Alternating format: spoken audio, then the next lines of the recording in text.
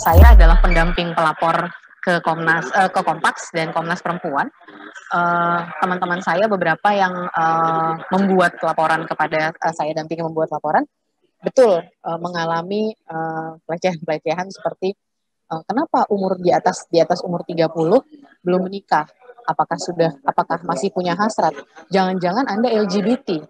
Lalu di ujungnya ditanya, uh, kalau nikah sama saya aja mau nggak jadi istri kedua?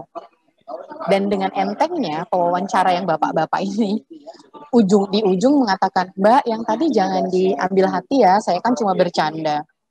Padahal saat itu yang lagi dilakukan adalah wawancara formal yang bapak-bapak ini mewakili lembaganya dan teman saya mewakili lembaga sebagai pegawai KPK yang mau alih status. Apakah itu bisa dijadikan bahan bercandaan? Yang pertama itu, dan yang kedua itu bukan bercanda, itu pelecehan, sudah jelas.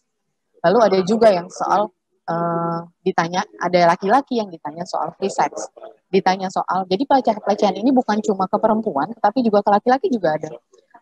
Yang laki-laki juga ada yang menerima pertanyaan kenapa belum nikah, apakah LGBT atau tidak. Lalu ada yang diginiin, pernah nonton film porno?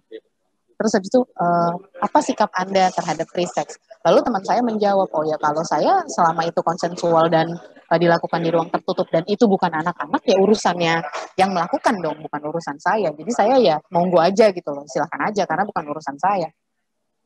Lalu ditanya, dilanjutin, oke kalau threesome bagaimana? Lalu kalau orgi bagaimana? Saya waktu itu sampai nanya, orgi apaan gitu kan. Ternyata orgi itu yang dilakukan lebih dari 4 orang katanya, yang pesta seks begitu. Lalu dia bilang, ya udah kalau orang merasa itu nyaman buat dia ya monggo aja kan. Dan itu kan bukan urusan saya. Lalu apa namanya? Sekarang dia di doxing, disebutkan bahwa dia adalah pendukung free sex. Sampai seperti itu.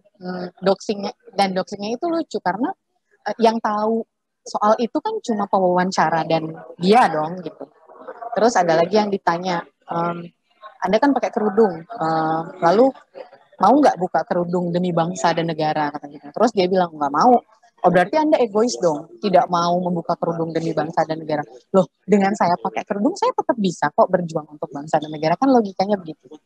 Lalu concernnya adalah akhirnya aku mikir apakah iya selama ini orang-orang yang mau jadi abdi negara, orang-orang yang mau mengabdi ke negara harus dilakukan seperti itu, harus rela seperti judul diskusi ini, apakah iya kita harus rela dilecehkan demi mendapatkan label bahwa kita berwawasan kebangsaan begitu ya?